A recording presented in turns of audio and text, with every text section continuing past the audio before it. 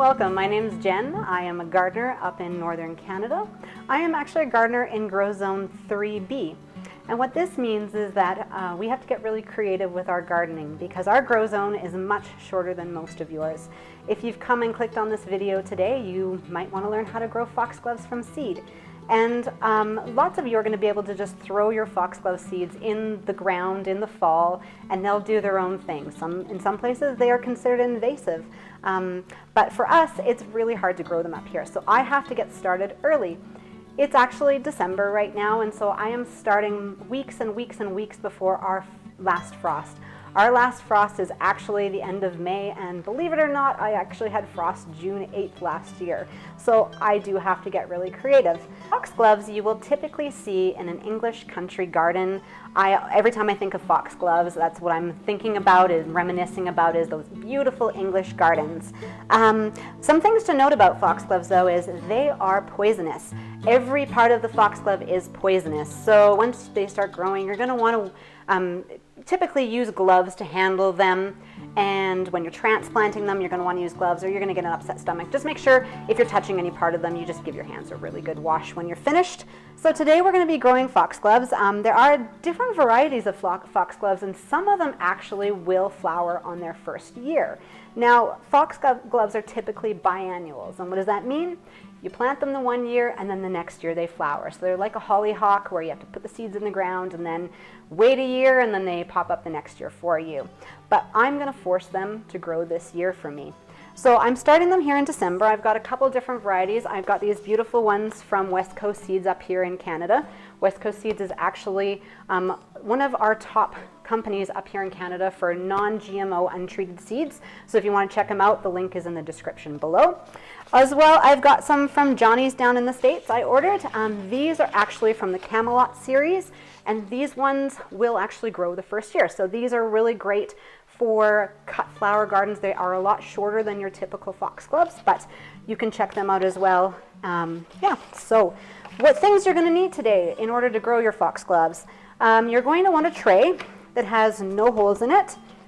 You're going to want a tray that has some holes in it. This was actually from the dollar store and it didn't have holes and I just drilled some in there. So you can do that. You can use your kitchen containers if you've got something in your kitchen that would work as well. You're going to want some sterilized grow medium. I use Promix for all of my starts. I find it works the best for me and I have the least amount of problems with it, and you can find that in the description below as well. And then you're going to also want some room temperature water. So the first thing we're going to do today is we're actually going to take some of our water and we are going to put it into our grow mix. We want this stuff really tight because foxgloves, they like to sit sort of on top of the soil and they need light to germinate.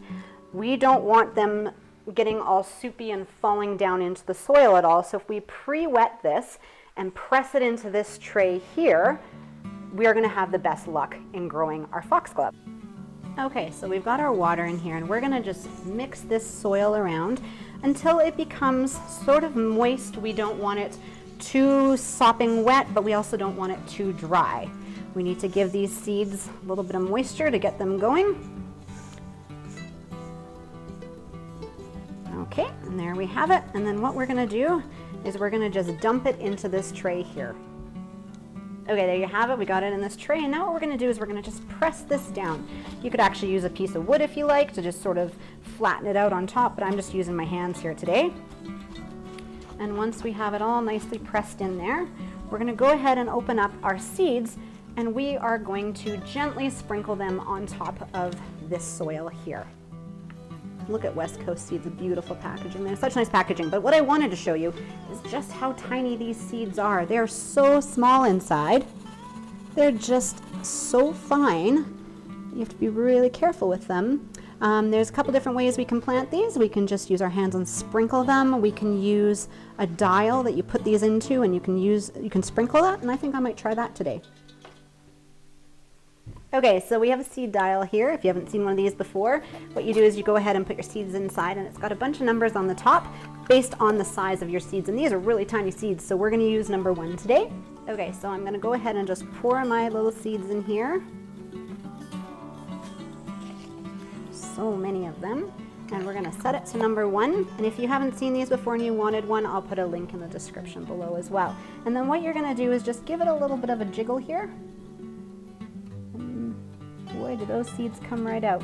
Okay, so we've got them in here, and what we're gonna do is once these have grown and they start coming up, we're gonna thin them out a little bit, and once they start getting their true leaves, we're actually gonna transplant them up into another tray, probably a tray of 36, 72, it depends. The 72s work well actually, and those will fit into your 10, 20 trays here. But for now, we're gonna put this in here, and it's all nice and damp. When you want to water these ones with these tiny little seeds in here, you're going to either want to bottom water them, which means you put it in the bottom of the tray, or you're going to want to mist them because you don't want those seeds moving around and falling down into the dirt. If you put a lot of water in there, it's going to make holes and they're going to just fall in there and they won't grow as well for you. So these ones actually don't need a heat mat. Some seeds you want to start with heat mats. If you watch my other video on eucalyptus, those ones love heat. These ones, you don't need it. So you can actually start these in a garage or in your house, but you want to give them some light. So I've got one of these light bars here. I got these off of Amazon. They're not terribly expensive for what you get. I have them set up on a rack in my garage, and my garage is heated, so I can put them in there. If yours isn't, just put it in a basement or in your house somewhere.